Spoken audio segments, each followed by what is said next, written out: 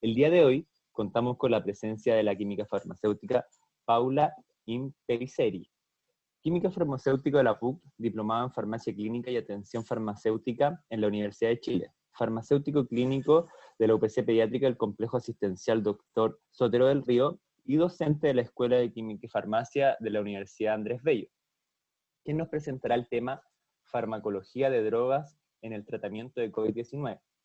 Les recordamos que el chat estará disponible durante toda la sesión e iremos recopilando sus dudas para ser respondidas al final por el expositor, por lo que les solicitamos hacerla durante toda la charla y no solo al final de esta. Además, les solicitamos ingresar al link que se dejará en el chat, en el cual se está realizando un diagnóstico educativo por parte de la SOCHIMI. Muchas gracias. Dejo con ustedes a Paula. Hola, muchas gracias por la presentación.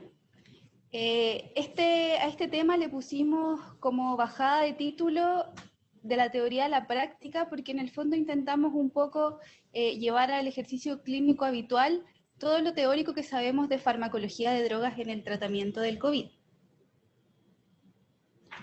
Antes de empezar a definir los objetivos de la presentación, es importante hacer algunas declaraciones previas que ya han hecho en varias charlas anteriormente. Entre ellos, que aclarar que por el momento no existe evidencia procedente de ensayos clínicos controlados que permitan asegurar la eficacia de un tratamiento específico para SARS-CoV-2.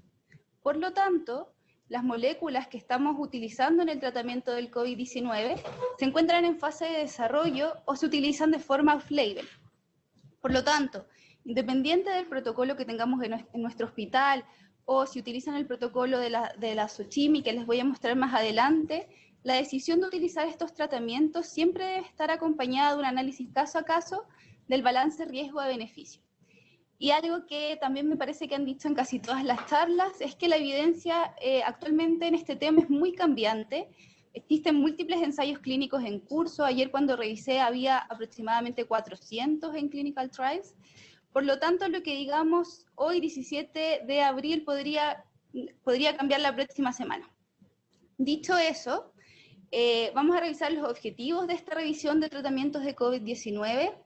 En la parte de la teoría vamos a revisar la evidencia disponible a la fecha, los mecanismos de acción de algunos fármacos propuestos como tratamiento y los regímenes posológicos propuestos en los ensayos clínicos.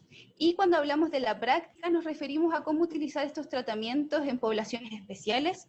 Vamos a hablar un poco de farmacovigilancia y algunas consideraciones prácticas respecto a la preparación y administración de estos medicamentos que podrían ser útiles para el equipo de enfermería.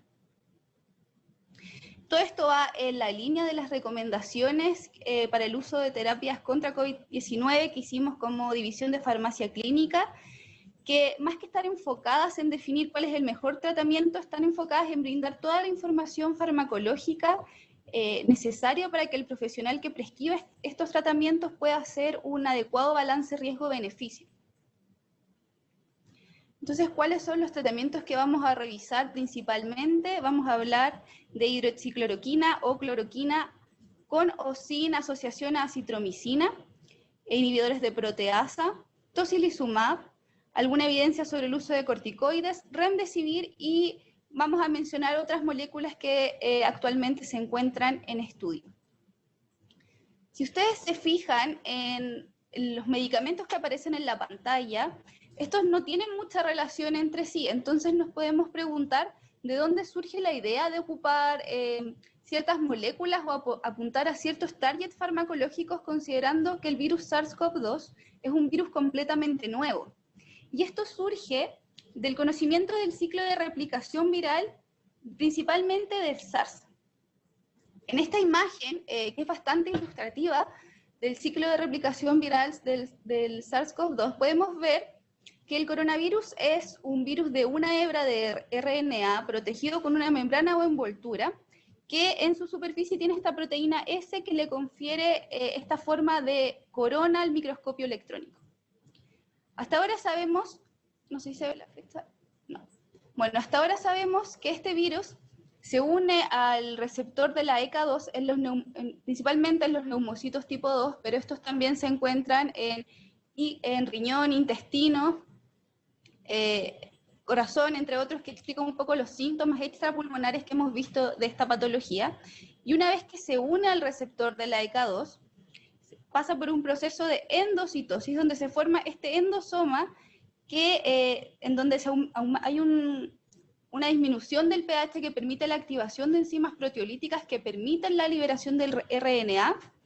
Este RNA actúa como un RNA mensajero, permitiendo la síntesis de polipéptidos y proteínas no estructurales. Estas proteínas no estructurales se van a formar a partir de la actividad de enzimas proteolíticas y luego van a dar origen al complejo de replicación que va a permitir la síntesis de proteínas estructurales y una nueva hebra de RNA.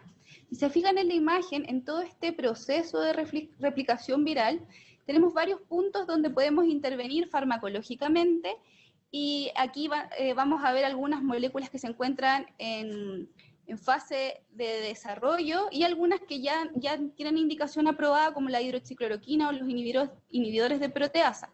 Vamos a ver más en detalle el mecanismo de acción de cada una de ellas. Bueno, pero la decisión de qué tratamientos vamos a usar no depende solo de inhibir la replicación viral, sino que también se ha visto que esta patología cursa por distintas etapas. En una etapa primaria, que es la etapa 1 de infección temprana, se puede ver que la sintomatología es principalmente secundaria a la replicación viral aumentada y al efecto citotóxico que tendrían estos virus sobre las células. Aquí vamos a ver síntomas leves, esto ya se ha descrito en extenso en otras charlas. Luego pasamos a una fase pulmonar en donde ya se comienza a ver disnea, hipoxia y algunas alteraciones de parámetros bioquímicos, y algunos pacientes que van a ser los que principalmente tienen un peor curso y generan una enfermedad mucho más severa, van a pasar por una respuesta hiperinflamatoria, o también conocida como tormenta de citoquinas, en la que los síntomas clínicos principalmente son secundarios a esta hiperinflamación, más que al efecto del virus propiamente tal. Teniendo esto en consideración, entonces, nosotros podemos establecer dos estrategias para tratar esta enfermedad de COVID-19. Por un lado, nos vamos a enfocar en inhibir la replicación viral en los pacientes que se encuentran en una etapa temprana, y por otro lado, existen tratamientos enfocados en controlar la respuesta inmune en estos pacientes que se encuentran en etapa 3.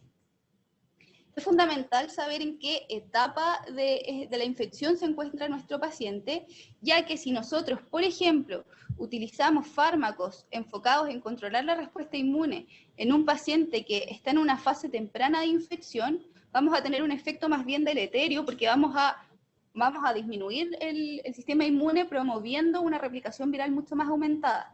Por otro lado, si nosotros ocupamos estos fármacos enfocados en inhibir la replicación viral en fases tardías, mayor a 10 días desde que inician los síntomas, se ha visto que la respuesta es muy pobre. Entonces, el primer fármaco del que vamos a hablar, y es el más utilizado hasta el momento, es la hidroxicloroquina o la cloroquina. Hidroxicloroquina y cloroquina son moléculas muy similares, con farmacología, mecanismo de acción y efectos adversos también similares, solo se diferencian por la presencia de un grupo hidroxilo en la cadena terminal.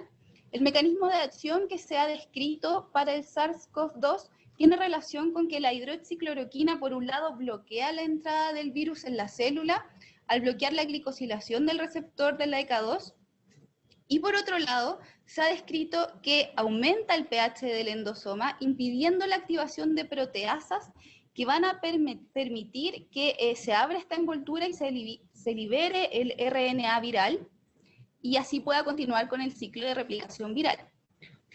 Otra cosa que se ha descrito para la hidroxicloroquina es que tendría un efecto inmunomodulador, reduciendo la expresión de mediadores proinflamatorios como por ejemplo interleuquina 1 o interleuquina 6. En cuanto a su actividad in vitro, Yao estudió la actividad in vitro de hidroxicloroquina y cloroquina en este paper publicado en el Clinical Infectious Disease, en donde se vio que la S50 que es la concentración necesaria para producir el 50% del efecto terapéutico máximo, que es un parámetro que se utiliza en farmacología para evaluar la potencia de distintas moléculas, es 7 veces menor para hidroxicloroquina que para cloroquina.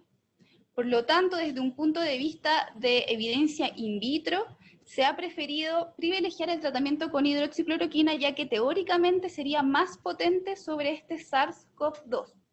Además, una de las ventajas es que hidroxicloroquina, desde el punto de vista cardiovascular, tendría menos reacciones adversas que cloroquina.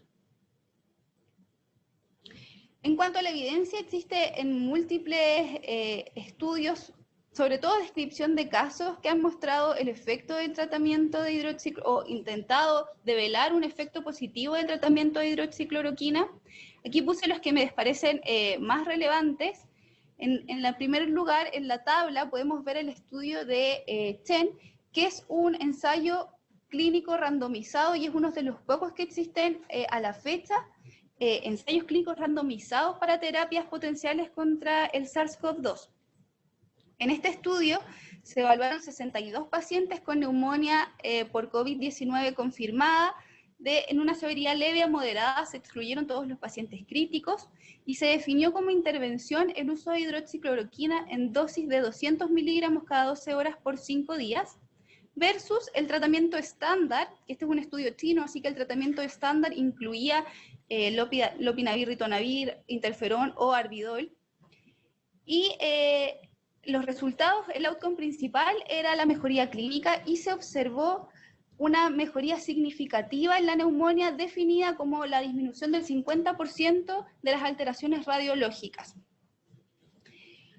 Luego de esto salió otro estudio que buscaba evaluar la negativización de PCR en muestras nasofaringias comparando hidroxicloroquina más tratamiento estándar versus un grupo control, que se vio que realmente no había mucha diferencia y hasta este punto era dudoso un poco el efecto de la hidroxicloroquina, hasta que apareció esta publicación que ha sido bastante polémica y renombrada más allá del mundo de las ciencias, que es la publicación de este grupo francés, en donde evalúan inicialmente el impacto que tendría el uso de hidroxicloroquina versus tratamientos estándar en pacientes hospitalizados con neumonía por COVID-19 confirmada.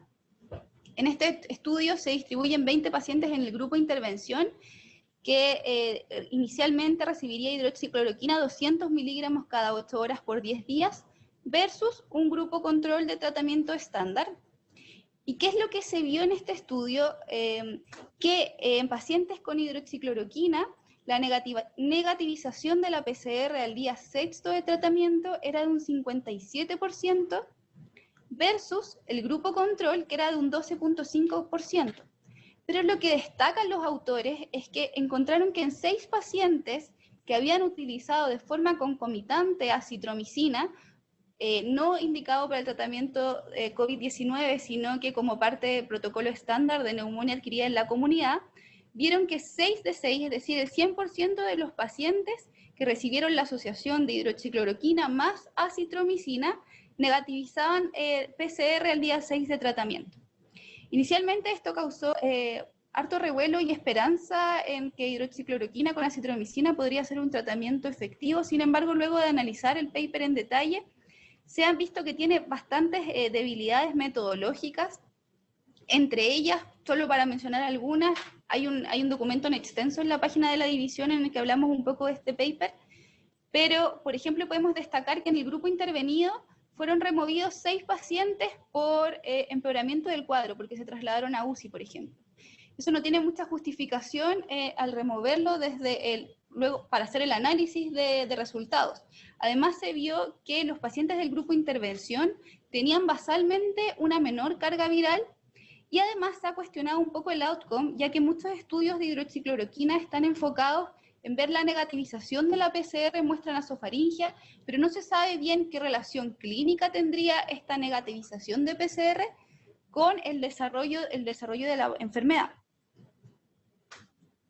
Esto es un poco como a modo de anecdótico. Otro grupo francés intentó replicar este mismo estudio, administrando hidroxicloroquina 200 miligramos cada 8 horas por 10 días más acitromicina en las mismas dosis que el grupo anterior, a 11 pacientes, y vieron que 8 de 10 pacientes no lograban negativizar PCR al día 6 de tratamiento, incluso uno de los pacientes falleció.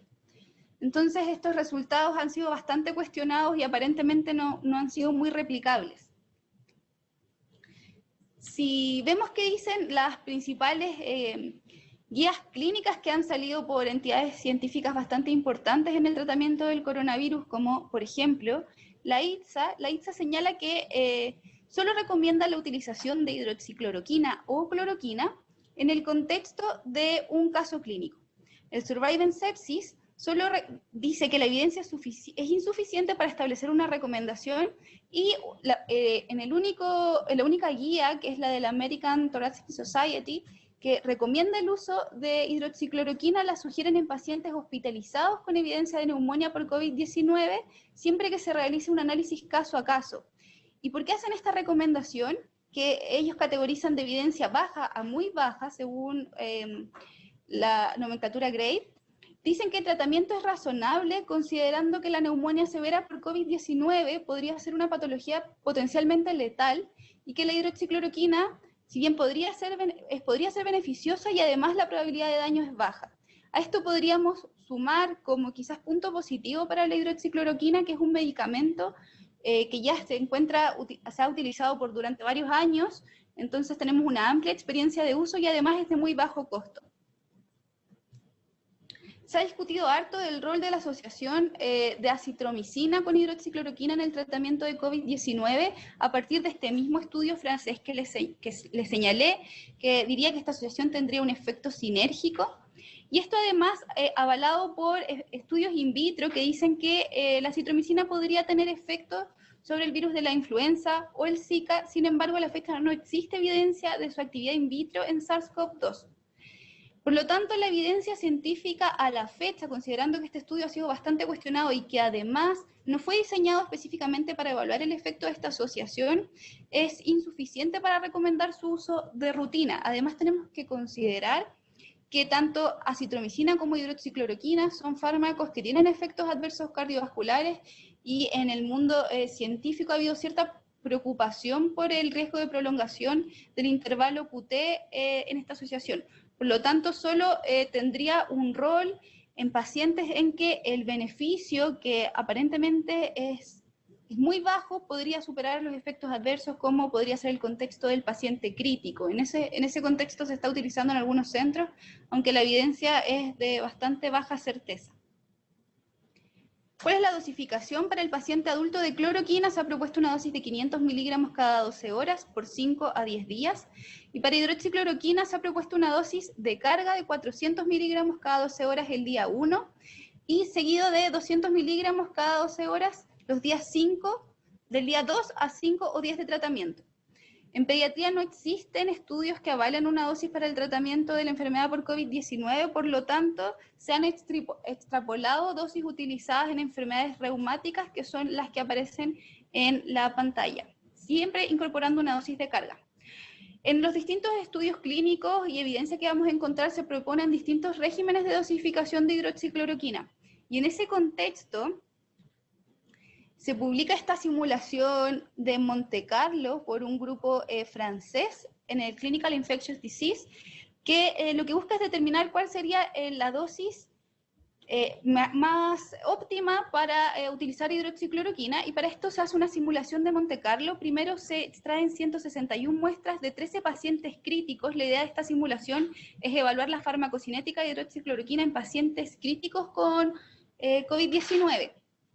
Y se analizan distintos regímenes posológicos: 400 miligramos cada 24 horas, 400 miligramos cada 12 horas, 800 miligramos de dosis de carga, seguido de 600 miligramos a las 8 horas, y luego a las 24 horas 600 miligramos, que sería un régimen similar al utilizado en malaria. Y se evalúa este régimen posológico utilizado en el estudio francés de 200 miligramos cada 8 horas. Y en verde, el esquema que proponen ellos, que es de 800 miligramos dosis de carga, seguido de 200 miligramos cada 12 horas. ¿Qué llama la atención? Que el régimen propuesto por el estudio francés de 200 miligramos cada 8 horas logra concentraciones terapéuticamente efectivas entre 1 a 2 días de tratamiento. Además, en los modelos farmacocinéticos se ha definido que el tiempo de vida media de hidroxicloroquina podría rondar entre 5 a 10 días, por lo que la concentración en el steady state se obtendría en muchos días, incluso semanas. Por lo tanto, resulta fundamental considerar la dosis de carga y luego con 200 miligramos cada 12 horas, que es la línea verde, no sé si la alcanzan a ver bien, pero se obtendrían dosis en los que se considera como rango terapéutico sacado de los estudios in vitro. En cuanto a la dosificación de acitromicina, si se decide utilizar, el estudio francés evaluó una dosis de 500 miligramos el día 1, seguido de 250 miligramos en el día 2 a 5, y en el contexto que más probablemente la vamos a ver en esta enfermedad por COVID-19 va a ser en la cobertura de neumonía adquirida en la comunidad con criterios de gravedad, cobertura para típicos, en una dosis de 500 miligramos cada 24 horas por 5 días, en donde se sugiere promover un traslape bioral cuando el paciente ya lleve al menos 48 o 72 horas de tratamiento endovenoso y tenga bioral disponible. En cuanto a los ajustes de dosis en poblaciones especiales, este modelo farmacocinético que les mostré incluye en un 43% más o menos de los casos pacientes obesos, y ellos estiman que la dosis usual recomendada es suficiente para alcanzar concentraciones plasmáticas adecuadas en pacientes obesos. De la evidencia que tenemos en enfermedades reumatológicas, se ha descrito que la dosis de hidroxicloroquina se debería subir hasta un máximo de 6.5 miligramos kilo día por peso ideal en pacientes con un IMC mayor a 30, y en pediatría nosotros sugerimos ajustar la dosis de carga por peso real, ya que la concentración plasmática secundaria a una dosis de carga depende principalmente del volumen de distribución del paciente, y luego la dosis de mantención, ajustarla por peso ideal. En caso de desnutrición, se sugiere utilizar peso real, y en caso de falla renal o hepática, el proveedor no sugiere ningún ajuste en específico, pero en la hoja de la FDA de autorización de uso de emergencia sugieren que cuando tenemos un paciente con un clearance de creatinina menor a 10 ml minuto o se encuentra en algún tipo de terapia de reemplazo renal, sugieren administrar el 50% de la dosis para disminuir el riesgo potencial de efectos adversos. En embarazos no existen estudios en COVID-19, sin embargo, este es un fármaco que se ha utilizado ampliamente en el lupus eritematoso sistémico, por ejemplo, y se ha visto que en la práctica no habría mayor porcentaje de malformaciones secundarias al uso de este medicamento, por lo tanto se podría utilizar en embarazo, y se ha visto que la excreción en leche materna es menor al 2%, por lo tanto también hay un riesgo bajo de utilizar en la lactancia.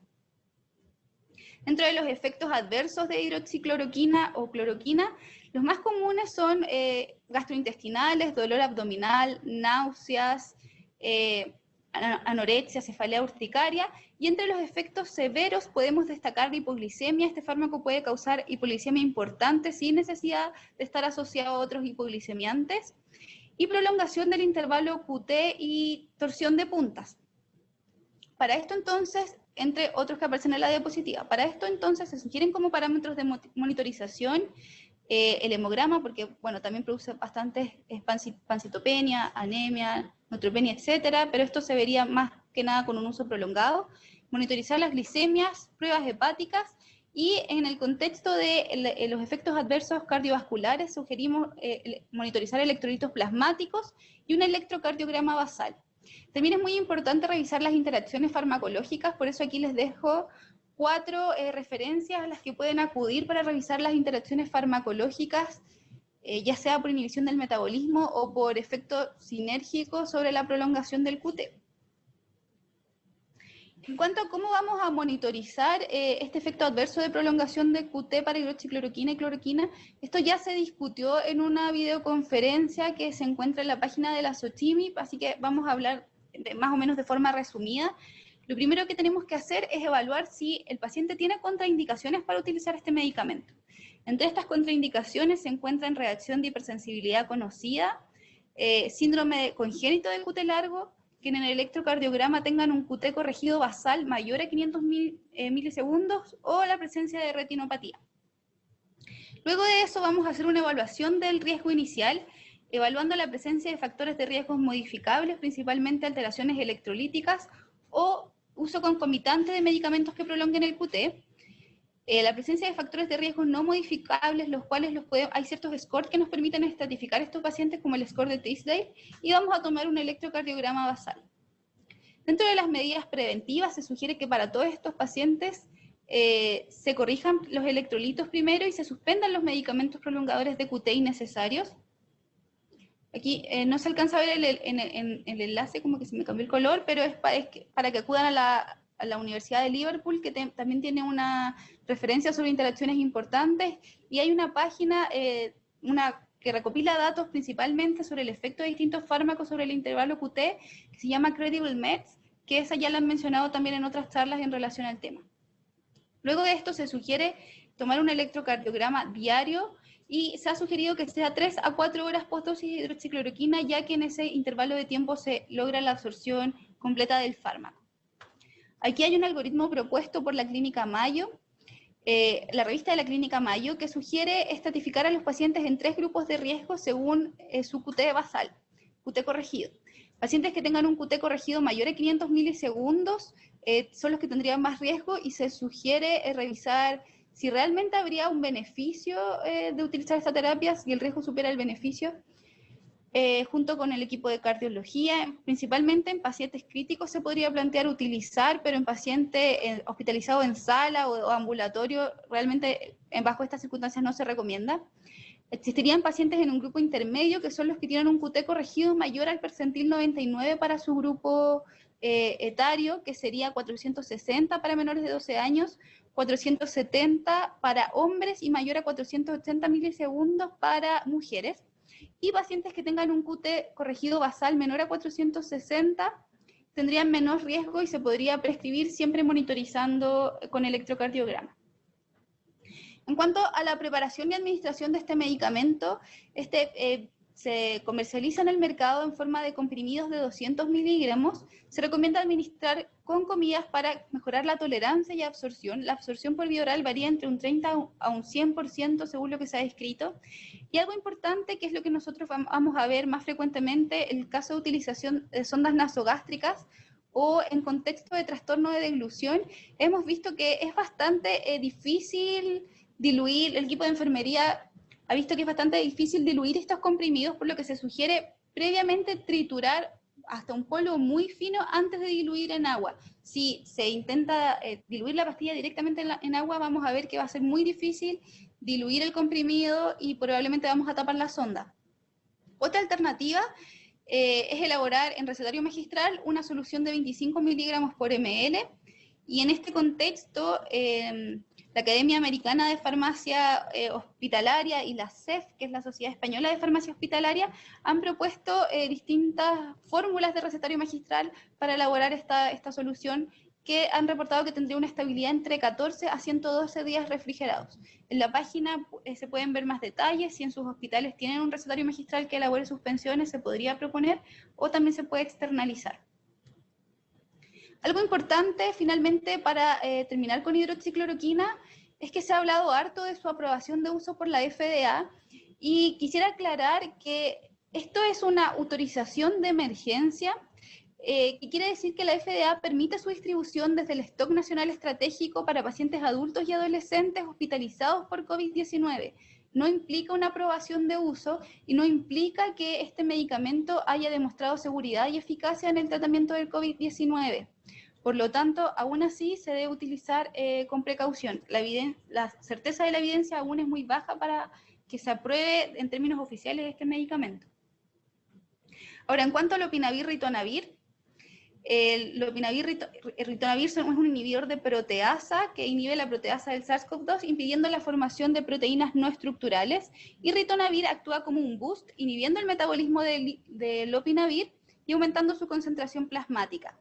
In vitro no hay información sobre su actividad sobre SARS-CoV-2, sí se ha visto para SARS y MERS, y se ha visto que la concentración necesaria es mucho la S50, perdón, es mucho mayor que la S50 para el VIH. Por lo tanto, esto se puede traducir en que el lopinavir es mucho más potente para el tratamiento del VIH que lo que sería para el SARS-CoV, y en concentraciones habituales nosotros alcanzamos concentraciones plasmáticas límite.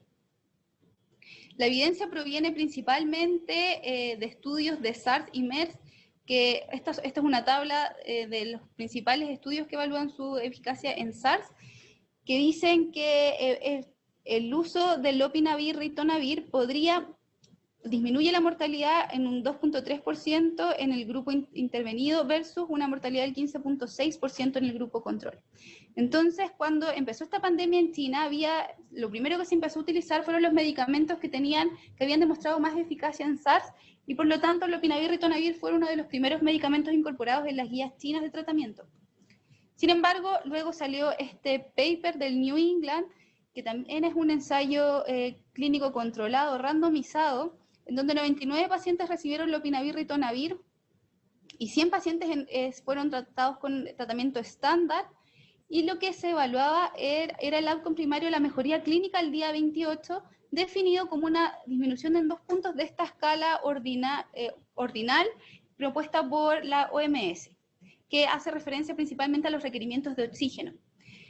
No se vio diferencia significativa y se vio una tendencia no significativa a menor mortalidad, pero ninguno de los outcomes evaluados hubo una diferencia significativa para el lopinavir, ritonavir. Si pasamos esto a un force plot, en una revisión sistemática que hizo la Fundación Epistemónicos, podemos ver que sí hay una tendencia, pero ninguno de estos outcomes son significativos, y ellos nos dicen que con una certeza baja de la evidencia podría disminuir levemente la mortalidad y podría disminuir el riesgo de desarrollo de síndrome de estrés respiratorio, pero aún así la certeza es muy baja. La dosificación es la que ven acá, 400 miligramos cada 12 horas en adultos, y en pediatría se utilizan las dosis estándar utilizadas para el tratamiento del VIH. En cuanto a su ajuste de dosis en poblaciones especiales, en obesidad se ha visto que la concentración plasmática del lopinavir podría ser 28% menor con dosis usuales. Esta concentración aún así es suficiente para la cobertura y para tener un efecto sobre el VIH. Sin embargo, considerando que este medicamento es mucho menos potente para el SARS-CoV-2, queda la duda si requerimos un ajuste de dosis en COVID-19. Hasta ahora no hay ninguna recomendación oficial, y hay que planteárselo porque este medicamento se ha asociado a varios efectos adversos. Por lo tanto, aumentar la dosis aumentaría también de forma riesgosa los efectos adversos. Entonces hay que cuestionarse un poco la efectividad potencial que tendría en pacientes obesos. En desnutrición, pacientes menores de 40 kilos, se propone una dosis de 10 miligramos por kilo dosis cada 12 horas. No requiere ajuste en falla renal o hepática. Y también existe amplia evidencia de su uso en VIH en pacientes embarazadas, en las que tampoco se ha visto un aumento de la teratogenia y tendría una baja excreción en la leche, por lo que podría utilizarse en lactancia materna. Entre los efectos adversos son muy comunes para este fármaco. Incluso se ha descrito que entre un 15 o 20% de los pacientes en tratamiento con lopinavir, ritonavir para COVID-19 suspenden el tratamiento. Los más comunes son gastrointestinales, pero también podemos ver aumento del intervalo QT, torsión de puntas, pancitopenia hasta en un 40% de los casos, hepatotoxicidad, entre otros. Por lo tanto, nuevamente se sugiere, cuando se va a usar lopinavir, ritonavir, sobre todo si está asociado a hidroxicloroquina, monitorizar electrocardiograma y QT corregido. Y eso. Bueno, lo otro que se ha sugerido también es que en presencia de efectos adversos severos que no permitan tolerar el fármaco, se ha propuesto utilizar otros inhibidores de proteasa como darunavir. Y en este sentido se ha incorporado en algunos protocolos.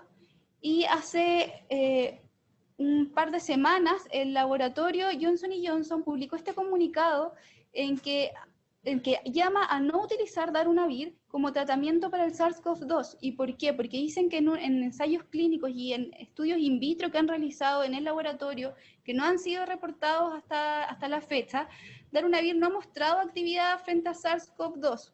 Se hizo un ensayo clínico en China en que tampoco se vio que fuera efectivo en 30 pacientes con neumonía por COVID-19, y además en el análisis estructural se ha visto que darunavir sería muy poco afín a la proteasa de este coronavirus, por lo tanto se hace un llamado a no utilizar darunavir y no extrapolar la evidencia que existe para lopinavir para darunavir.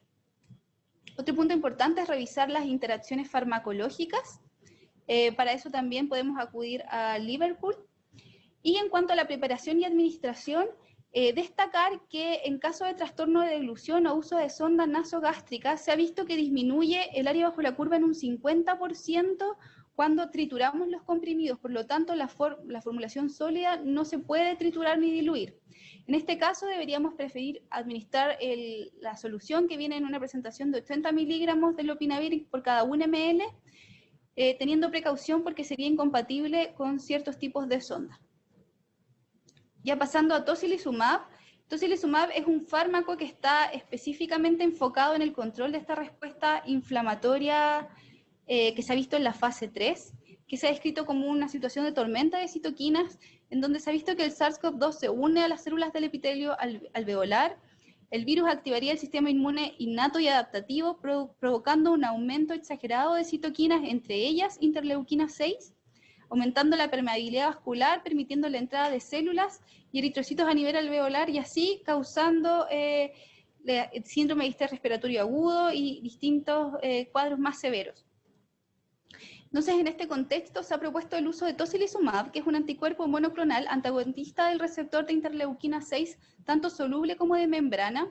Es un fármaco que se ha utilizado en el manejo de ciertas enfermedades reumatológicas, y en COVID-19 se plantea como alternativa en pacientes que cursen con un proceso de tormenta de citoquinas, que esto se ha descrito bajo estos criterios de uso: paciente con neumonía intersticial o insuficiencia respiratoria grave, pacientes que requieran ventilación mecánica invasiva o no invasiva, que exista presencia de fallo orgánico extrapulmonar y que además tengan marcadores de esta tormenta de citoquinas, entre los que encontraríamos principalmente interleuquina 6 aumentada, dímero D, ferritina o LDH mayor a 3 veces el límite superior normal.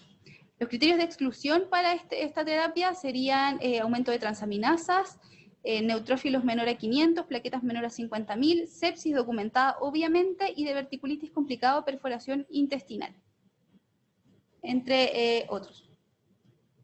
¿De dónde viene la evidencia? La evidencia de tocilizumab viene de un reporte de casos en 21 pacientes con diagnóstico de neumonía COVID severa, en donde se vio que el uso de tocilizumab al día siguiente de su administración mostraba una mejoría clínica en el 91% de los casos, incluyendo disminución de la fiebre el primer día, disminución del 75% de la necesidad de oxígeno, y en un 84% de los casos se vio una disminución de la PCR. Sin embargo, acaba de destacar que este es un reporte de casos, por lo tanto no sirve para establecer eficacia, pero ya hay 20 RCT en curso en Italia, Francia y España evaluando el efecto del tocilizumab. La dosis que se sugiere es una dosis de 400 miligramos en menores de 80 kilos intravenoso y 600 miligramos entre 80 a 150 kilos. Si persiste la sintomatología a las 8 a 12 horas, entre ellas persistencia de fiebre, empeoramiento de parámetros analíticos, se puede repetir la dosis. Y la dosis de pediatría es la que se ve en la pantalla. En cuanto al uso en poblaciones especiales, lo único que podemos destacar es que en falla renal o hepática se sugiere no utilizar cuando hay un clearance de creatinina menor a 30, ya que esta población ha sido excluida de los estudios y no existe información para su uso en embarazo. Dentro de los efectos adversos, lo más importante es descartar la presencia de una infección activa, ya que podría ocurrir una sepsis secundaria al uso de este medicamento, y seguir de cerca también efectos adversos como perforación intestinal, que se ha reportado harto. Estas son las presentaciones: se administra una infusión endovenosa en 1 hora y es estable 24 horas diluido. Respecto de corticoides, ha sido bastante polémico, ya que estudios en SARS y MERS demuestran una reducción del clearance viral en pacientes que utilizaron corticoides. Se ha visto que está asociada a una alta tasa de complicaciones en estas enfermedades, y además se ha visto que en influenza el uso de corticoides se asociaría a un aumento de mortalidad. Entonces, inicialmente, tanto el CDC como la OMS recomendaron no utilizar corticoides. Sin embargo, luego salió este estudio que evaluaba los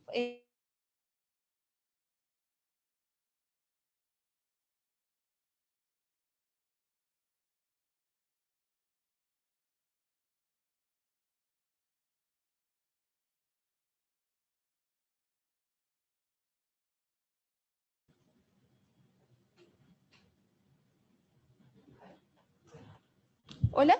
¿Se escucha? ¿Sí? Ya. Como les comentaba, en este estudio que evaluaba los factores de riesgo de síndrome de distrés respiratorio, los autores señalan que observaron los pacientes que utilizaron corticoides vieron una mortalidad del 46% versus los pacientes que no utilizaron corticoides, que tendrían una mortalidad del 62%, y esta sería estadísticamente significativa.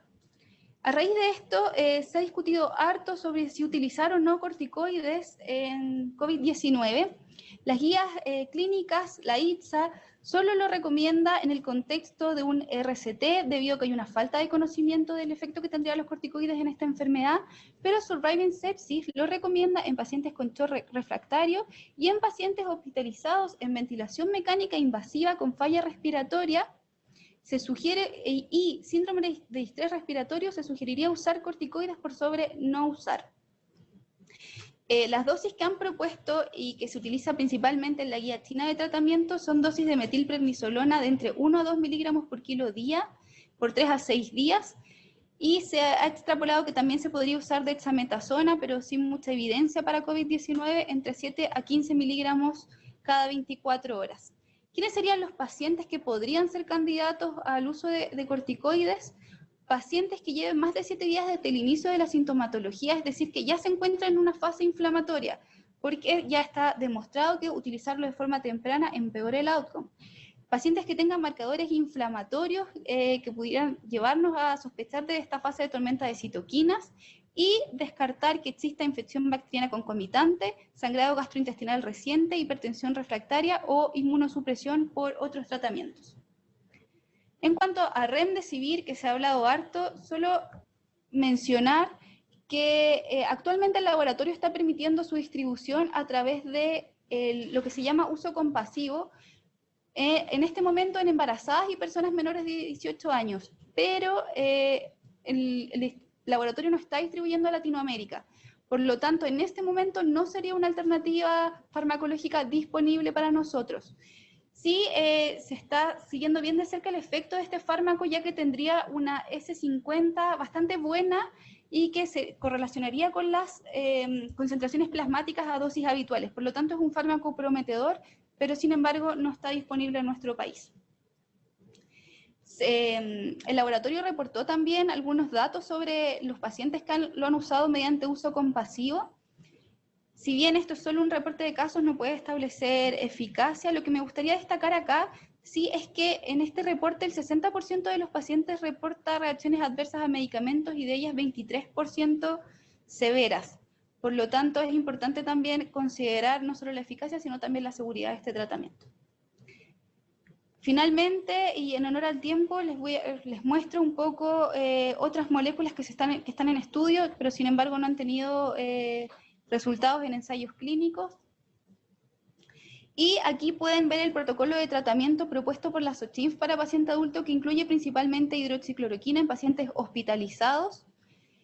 Y se podría considerar el uso de corticoides en pacientes UCI.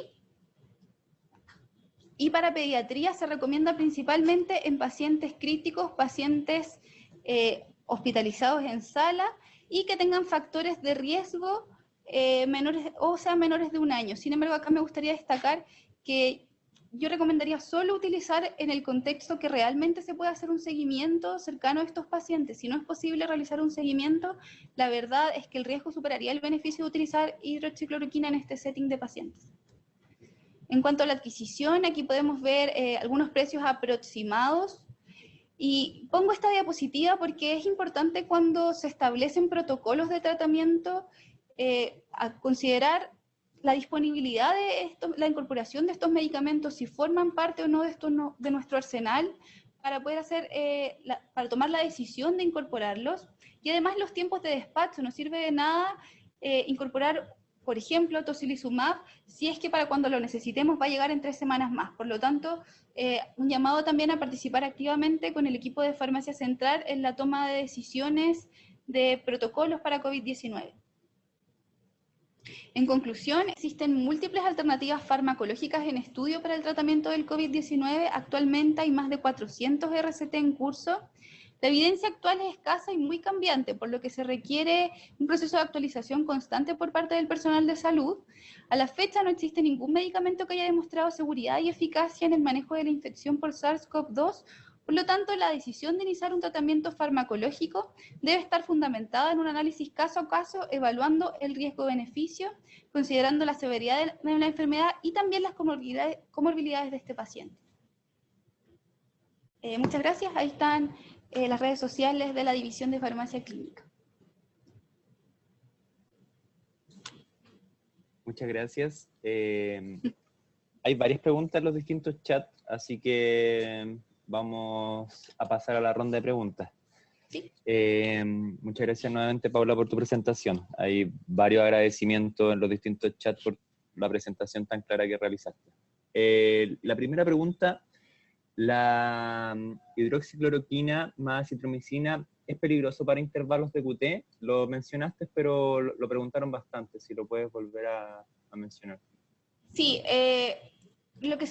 ambos fármacos se ha descrito que pueden prolongar el QT y desencadenar arritmias ventriculares.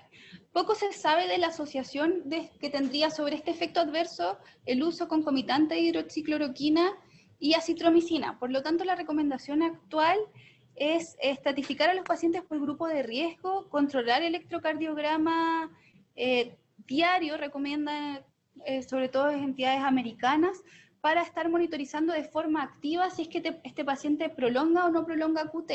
¿Cuáles serían los criterios de suspensión del fármaco? Es que este QT se prolongue que sea mayor de 500 milisegundos o que se prolongue a más de 60 del QT corregido basal. Por lo tanto, sí habría un riesgo teórico. Como experiencia en mi hospital en el Sotero del Río, el encargado de farmacovigilancia me comentó que de 32 pacientes que han recibido hidroxicloroquina, 3 han debido suspender por prolongación del intervalo QT. Entonces es algo que hay que estar monitorizando. Perfecto. Preguntan en cuanto al lopinavir y el ritonavir. En caso de no tener acceso al jarabe, ¿se podría administrar comprimidos aumentando la dosis, por ejemplo, en un 25 o un 50%? Se ha descrito como alternativa, sin embargo, tenemos dos problemas. Por un lado, no sabemos muy bien cómo va a ser la absorción, sin embargo, estos problemas se podría sopesar bien aumentando la dosis, pero otro de los problemas que hemos visto harto en la práctica clínica es que los comprimidos de lopinavir y ritonavir son muy poco solubles en agua. Por lo tanto, cuando se intentan diluir, se forma una pasta como chiclosa que impide la administración por sondas y muchas veces lleva a obstruir y tapar las sondas. Por lo tanto, desde un punto de vista práctico no sería muy recomendable. Perfecto. También preguntaron en cuanto al Caletra. Dijeron que aparentemente el principal mecanismo de daño sería por la propia reacción inmune del huésped. Y en este sentido, ¿existe algún estudio con el Caletra en fases iniciales de la enfermedad, en la fase viral? Caletra es lopinavir y ritonavir. Lo que se ha visto, ¿de ese me estás preguntando? Sí. Sí, ya.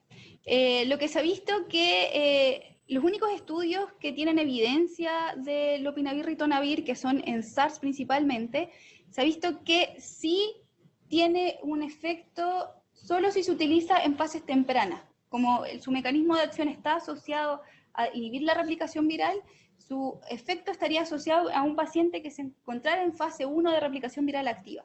Por lo tanto, se desaconseja su uso en pacientes en los que haya transcurrido más de 10 días desde el inicio de los síntomas, porque en este contexto ya nos encontraríamos o en una fase 2 o si existe parámetros clínicos que lo avalen en una fase 3, y ahí ya se ha visto que no es tan efectivo. De hecho, en el estudio que les mostré, en donde lopinavir, ritonavir no mostró ninguna diferencia en el manejo de los pacientes con COVID-19, lo que se ha cuestionado es que estos pacientes recibieron en promedio lopinavir y ritonavir al día 13 de inicio de los síntomas y quizás por eso no mostró muchos resultados. Así que lo importante es que se administre de forma temprana, si no la probabilidad de que sea efectivo es muy baja. Preguntaron también en cuanto a asociaciones de medicamentos. Por ejemplo, ¿se podría asociar ritonavir y hidroxicloroquina? Hay protocolos en donde se encuentra asociado.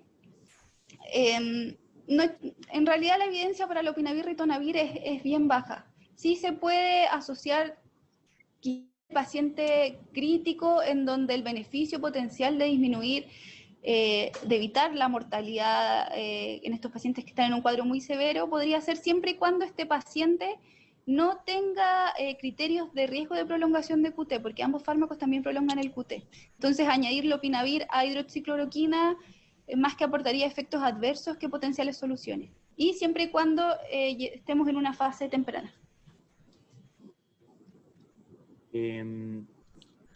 En cuanto a los niveles de ferritina, ¿serviría para detectar la tormenta de citoquinas? Sí, la tabla que les mostré es una tabla propuesta por la entidad sanitaria española, en donde ellos recomiendan principalmente medir interleuquina 6, pero debido a que no está disponible en todos los hospitales, uno podría extrapolar la presencia de esta tormenta de citoquinas con niveles elevados de ferritina mayor a 1000 y niveles elevados de LDH, quizás, pero ahí ya es menos concluyente. También se ha descrito asociado a niveles elevados de dímero D. Perfecto. Preguntan, por ejemplo, en pacientes con enfermedades crónicas como lupus, enfermedades autoinmunes, que ya toman hidroxicloroquina. Acá hay que ajustar la dosis. ¿Cómo se realiza esto? No, en general se recomienda, bueno, existe poca evidencia de pacientes con lupus que presenten enfermedad por COVID-19. En algún momento se pensó que quizás podría tener un efecto protector, pero ya se han descrito algunos casos.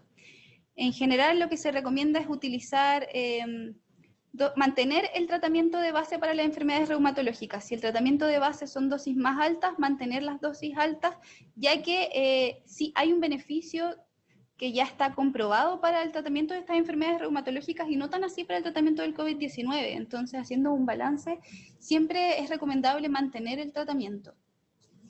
Y si las dosis son más bajas, utilizar dosis usuales descritas en la diapositiva, 400 miligramos cada 12 horas, dosis de carga, seguido de 200 miligramos cada 12 horas. En cuanto al uso de corticoides, preguntan, por ejemplo, en pacientes que ya tienen, que usan corticoide inhalatorio, o se les va a empezar a dar corticoide en estos pacientes crónicos, o sea, pacientes con COVID-19. Preguntaron, por ejemplo, si se utiliza hidrocortisona como corticoide. ¿Qué dosis se recomienda o no se recomienda? Esto es algo que todas las entidades están más bien de acuerdo. En pacientes que sean usuarios crónicos de corticoides por sus patologías de base, no se recomienda suspender el tratamiento con corticoides incluso en etapa inicial, ya que podría ser peor el agravamiento de la enfermedad crónica. Entonces se sugiere mantener su terapia de base, y en el contexto en el que se ha propuesto el uso de corticoides en COVID-19 es en síndrome de distrés respiratorio agudo y presencia de parámetros inflamatorios que nos lleven a sospechar de esta tormenta de citoquinas, y ahí lo que recomiendan las guías son dosis en general bajas de corticoides de 1 a 2 miligramos por kilo día de metilprednisolona.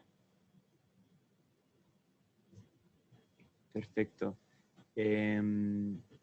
Creo que con las preguntas que realizaron se responden bastante todas las preguntas, porque me preguntaron bastante por la hidroxicloroquina, el caletra y los corticoides. Te agradecemos nuevamente, Paula, el que hayas estado con nosotros. Hay, como dije, mucho agradecimiento en los distintos chats. Y queremos agradecer a toda la gente que nuevamente se conectó. Más de 300 conexiones, casi 400 conexiones tuvimos hoy día. Los invitamos a continuar siendo parte de la formación para profesionales de la salud que está realizando el MinSal en conjunto al Hospital Digital y la Sochimi. Les recordamos nuevamente que existe una plataforma de apoyo de la célula intensivo que ha lanzado Hospital Digital, en donde está en conjunto a la SOCHIMI, con puros profesionales de la SOCHIMI, kinesiólogos, enfermeros y médicos intensivistas, en donde pueden llamar las 24 horas del día, los 7 días de la semana, en donde pueden tener todo tipo de apoyo en este tipo de paciente crítico y COVID-19.